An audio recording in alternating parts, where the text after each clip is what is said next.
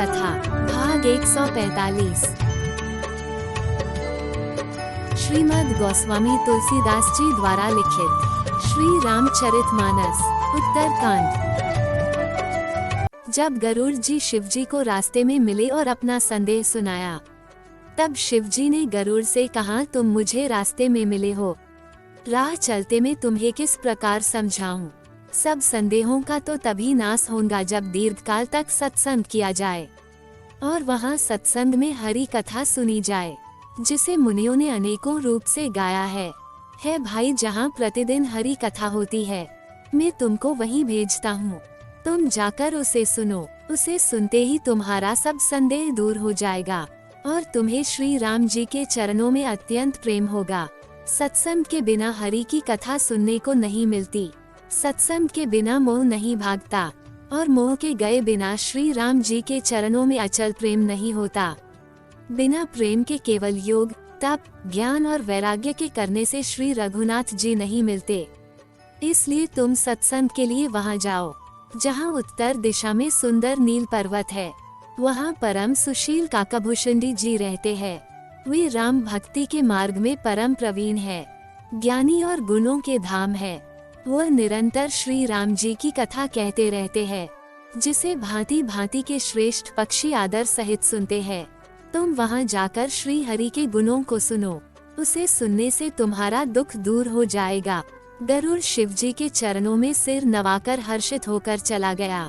शिव जी कहते हैं, हे उमा, मैंने उसको इसलिए नहीं समझाया कि मैं श्री रघुनाथ जी की कृपा से उसका मर्म पा गया था।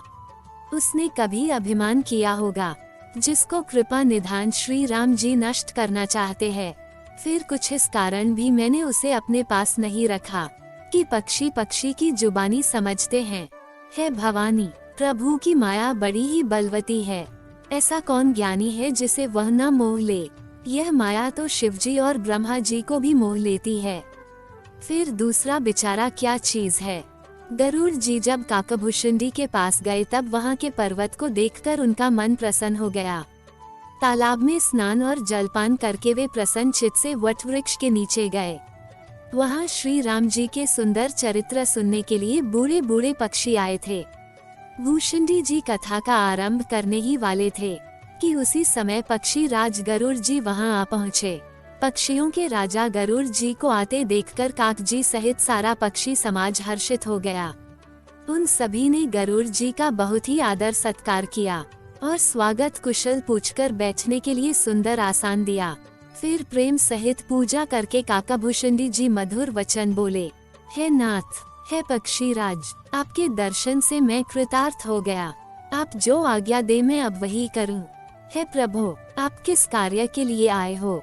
तब पक्षीराज गरुड़ जी ने कोमल वचन कहे, आप तो सदा ही कृतार्थ रूप है, जिनकी बड़ाई स्वयं महादेव जी ने आदर पूर्वक अपने श्री मुख से की है। आगे की कहा अगले भाग में। जय श्री राम। दोस्तों, हमने भगवान श्री राम की लीलाओं को सरल भाषा में समझाने की एक तुच्छ कोशिश की है। आपको हमारी कोशिश अच्छी लगी हो तो वीडियो को लाइक कीजिए और चैनल को सब्सक्राइब कीजिए। कमेंट में जय श्री राम लिखिए।